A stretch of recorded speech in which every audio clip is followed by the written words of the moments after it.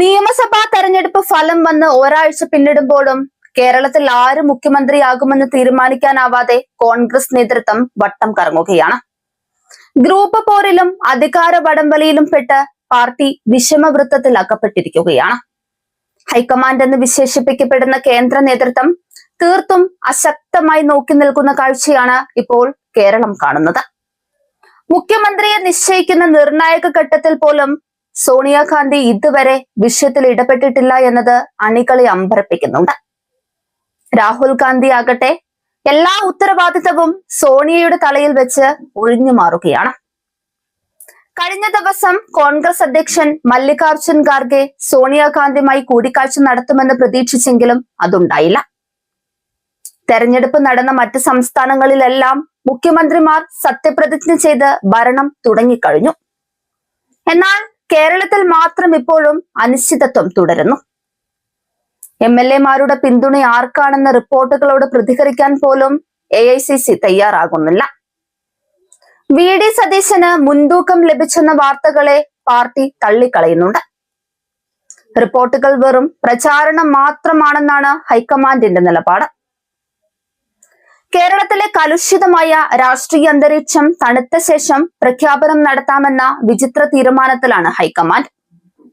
എന്നാൽ ഈ കാലതാമസം പാർട്ടിക്കുള്ളിലെ ആഭ്യന്തര കലഹം വഷളാക്കുകയുള്ളൂ. ഗ്രൂപ്പുകളെ പിണക്കാൻ ഭയന്ന് തീരുമാനം നീട്ടിക്കൊണ്ടു പോകുന്നത് ഭരണസ്തംഭനത്തിന് തുല്യമാണെന്നുള്ള അഭിപ്രായവും പല കോണിൽ നിന്നും ഉയർന്നു കഴിഞ്ഞു. ജനവിധി വന്നിട്ടും മുഖ്യമന്ത്രിയെ പ്രഖ്യാപിക്കാത്തത് ജനങ്ങളോടുള്ള വെല്ലുവിളിയാണെന്നാണ് എതിർ പാർട്ടികളുടെ ആരോപണം. ഖാർഗെയും ഗാന്ധി കുടുംബവും തമ്മിലുള്ള ഏകോപനമില്ലായ്മ ഒരിക്കൽ കൂടി അങ്ങനെ തെളിയിക്കപ്പെടുകയാണ്. ഭരണം കയ്യിൽ കിട്ടിയിട്ടും അത് എങ്ങനെ വിനിയോഗിക്കണമെന്ന് അറിയാത്ത അവസ്ഥയിലാണ് കേരളത്തിലെ കോൺഗ്രസ്. നാഥനില്ലാത്ത ഈ അവസ്ഥ തുടർന്നാൽ തെരഞ്ഞെടുപ്പ് വിജയം തന്നെ പാർട്ടിക്ക് ബാധ്യതയായി മാറും. ചുരുക്കത്തിൽ പറഞ്ഞാൽ കേരളം കണ്ട ഏറ്റവും പരിതാപകരമായ രാഷ്ട്രീയ കോമാളി നാടകത്തിനാണ് ഇപ്പോൾ തിരശ്ശീല ഉയർന്നിരിക്കുന്നത്.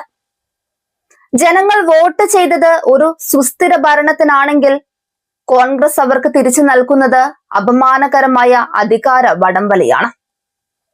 ജനാധിപത്യം എന്നത് പാർട്ടിക്കുള്ളിലെ ഗ്രൂപ്പ് നേതാക്കളെ തൃപ്തിപ്പെടുത്താനുള്ള ഒന്നാണെന്ന് കോൺഗ്രസ് കരുതുന്നുണ്ടെങ്കിൽ അത് ഈ നാടിനോടുള്ള ഏറ്റവും വലിയ ക്രൂരതയാണ്. ഈ തമസ്കരണവും ഒളിച്ചുകളിയും വെളിപ്പെടുത്തുന്ന ചില സത്യങ്ങളുണ്ട്. തെരുവിലിറങ്ങി പണിയെടുത്ത സാധാരണ പ്രവർത്തകന്റെ ആവേശത്തെ തണുപ്പിക്കാൻ മാത്രമേ ഈ മെല്ലെപ്പോക്ക് സഹായിക്കൂ.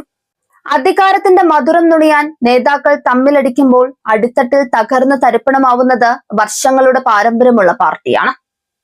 ഡൽഹിയിലിരുന്ന് വെറും കാഴ്ചക്കാരായി നോക്കി നിൽക്കുന്ന ഖാർഗെയും ഗാന്ധി കുടുംബവും കോൺഗ്രസിന്റെ അന്ത്യം കുറിക്കുകയാണോ എന്ന് സംശയിക്കേണ്ടിയിരിക്കുന്നു. തീരുമാനങ്ങൾ എടുക്കാൻ ധൈര്യമില്ലാത്തവർ എന്തിനാണ് ഭരണചക്രം തിരിക്കാൻ ഇറങ്ങി പുറപ്പെടുന്നത്?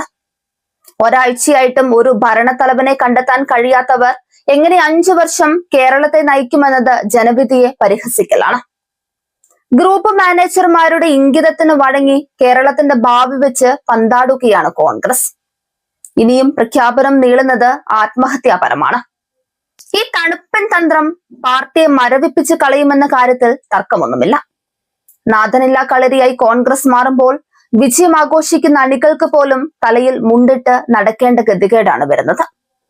അധികാരത്തിന് മുൻപ് ഉത്തരവാദിത്തം ശീലിക്കാത്തവർക്ക് കേരളം നൽകിയ ഈ ജനവിധി പാഴായി പോകുമോ എന്ന് കണ്ടു തന്നെ അറിയണം.